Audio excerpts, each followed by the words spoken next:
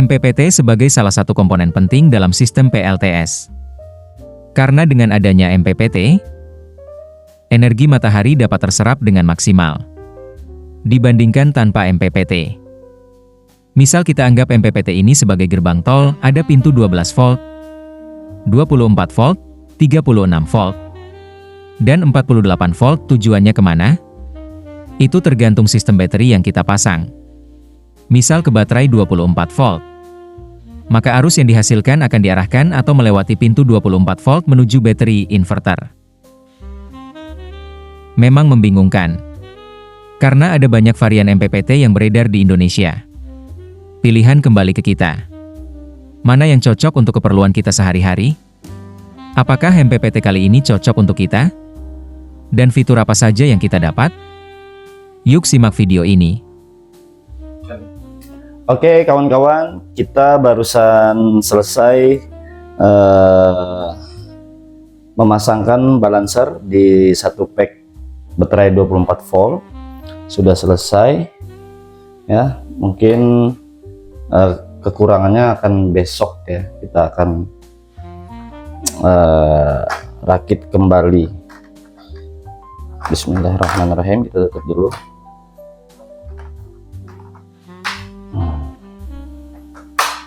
Ya, supaya rapi. Yang di hadapan kalian sekarang ini adalah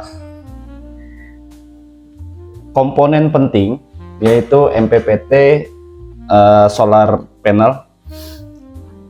Kenapa saya bilang ini penting? Karena kebanyakan kawan-kawan di Kalimantan yang belum banyak memahami fungsi daripada MPPT ini. Nah, ini adalah salah satu contoh MPPT yang dipesan sama klien saya. Apa sih fungsi MPPT itu?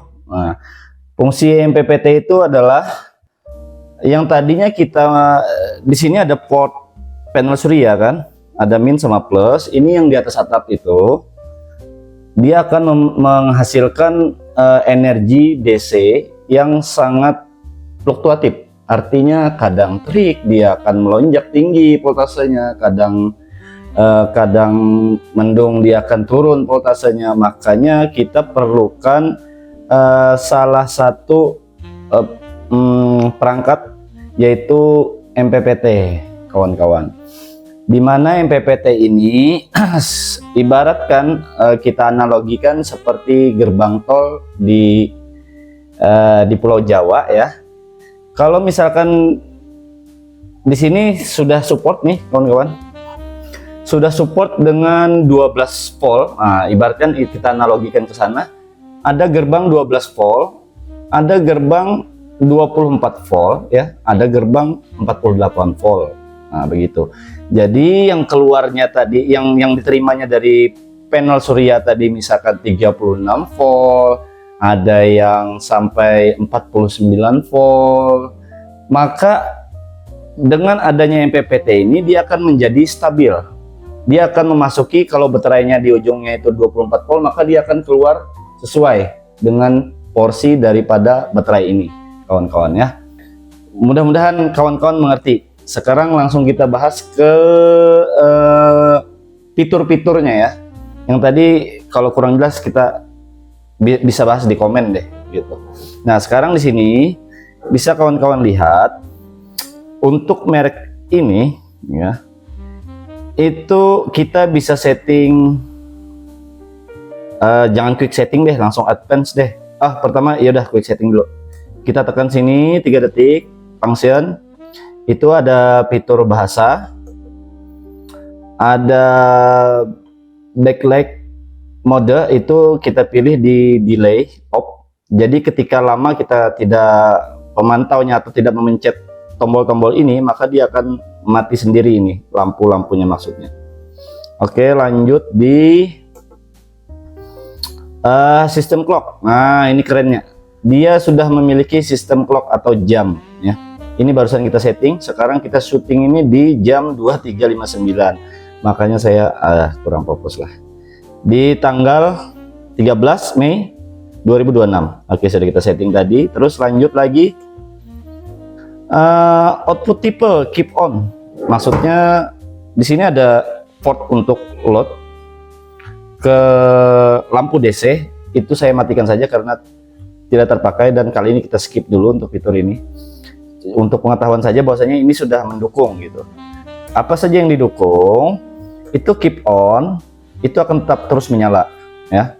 Ketika kita fungsikan, maka indikator load di sini akan menyala tuh, warna kuning keorenan. Kalau misalkan kita mau rubah ya, kita mau rubah, nah kita rubah di sini. Ini kenapa ke output tipe light? Oh, ini cahaya maksudnya kawan-kawan. Jadi tergantung dengan cahaya matahari, ketika matahari sudah terbenam maka dia akan nyala, begitu kawan-kawan ya. Terus selanjutnya timing di sini. Nah, di dalam timing ini nanti kita akan jelaskan ketika kita sudah masuk settingan advance ya. Itu bisa kita atur mau nyala jam berapa, mati jam berapa. Oke, kita kembalikan lagi ke keep off ya kawan-kawan. Nah, ini salah satu fitur yang saya suka sekali. Lanjut ke reset elektrik, kita skip saja. Oke, itu adalah dari quick setting ya.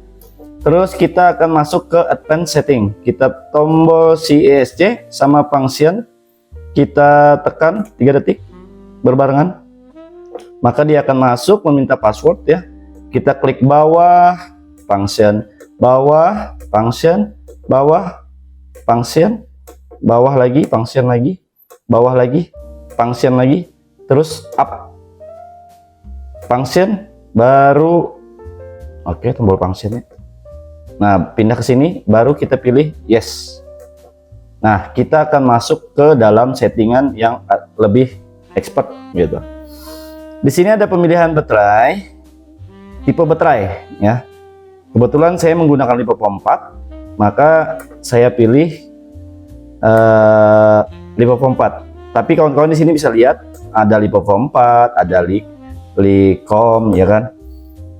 Ada apa lagi? Ada user, bisa kita custom. Ada float atau aki basah, oke. Ada gel ya. Terus ada cell, itu defaultnya.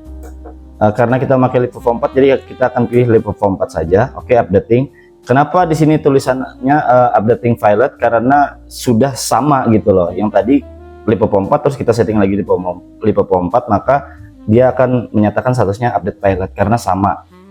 Tidak usah khawatir di sini kawan-kawan ya.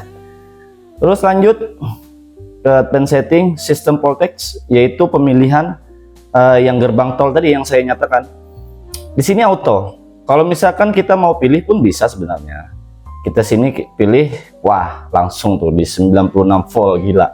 Ini akan turun terus di 48 volt, sistemnya bisa di 24 volt yang sekarang di 12 volt, tapi di sini kita pilih auto saja karena dia sudah smart ya. Nah, ini kembali lagi update pilot, nggak usah kita hiraukan ya. Terus charge current, keren sih ini. Ketika di suatu waktu kita memiliki baterai yang terlalu besar kapasitas panel suryanya, tapi baterai kita sangat kecil ya. Jadi di sini bisa kita atur charge dari 100%, terus per 1 digit tuh, keren tuh, per 1 digit ya, ajib nih. Nah, di sini mulainya dari 5%, dari 5% naik 1 digit terus sampai di 100%. Kita kembalikan dulu. Oke, kita kembalikan dulu. Ini pengaturan charge current. Terus batas bawah ya, untuk baterai lock voltage itu batas bawah. Kalau kita memakai sistem 24 volt, maka di sini 11 volt ini dikalikan 2 ya. Dikalikan 2, berarti di sini 22 volt gitu. Ini bulk charger voltase di 14,5, yaitu sudah saya setting di 29 volt berarti kalau kali 2-nya. Oke. Floatingnya sama, kurang lebih turun 2 digit di setelah koma. Nggak masalah sih, mau disamain juga bagus juga gitu, nggak apa-apa. Terus lanjut, DC output keep off. Nah, di sini modenya yang tadi yang ada di depan tadi ya. Kalau kita menggunakan timing, maka setelah ini ada settingan selanjutnya. Nah, di sini nih yang tadi saya bilang. Ini yang kalau kita menggunakan timing tadi, maka settingan inilah yang berlaku, bukan settingan yang like atau menunggu matahari terbenam. Jadi bisa kita setting di 17.30 sudah nyala gitu, sebelum pas waktu maghrib udah nyala. Ini di sini jam 6.30 pagi itu sudah off dia untuk fungsi lampu DC ya kawan-kawan. Terus lanjut ke battery recovery. Saya setting di 11,5, yaitu kali 2-nya itu di 23 ya. Recovery baterai itu di 23 volt. Oke. Itu maksudnya recovery baterai itu di 23 volt itu adalah ketika kita pakai DC ini ya. Ketika kita pakai DC, dia di 22 itu kan sudah off tuh tadi settingannya. Nah, maka dia akan menyala lagi itu ketika di 23 volt dia akan baru menyala lagi, begitu pengertiannya. Oke, lanjut lagi factory reset, ini untuk mereset MPPT ini untuk kesettingan pabrik lagi ya. Oke, sudah dikira cukup sampai di situ dulu teman-teman. Kalau ada pertanyaan mengenai apa yang kurang jelas bisa di komen, kalau saya bisa jawab saya bantu jawab. Kalau belum bisa saya jawab, harap maklum ya kawan-kawan, karena kita juga ada keterbatasan waktu dan ilmu. Nah, oke kawan-kawan, selamat pagi, selamat siang, selamat malam. Salam Zamzami Energi.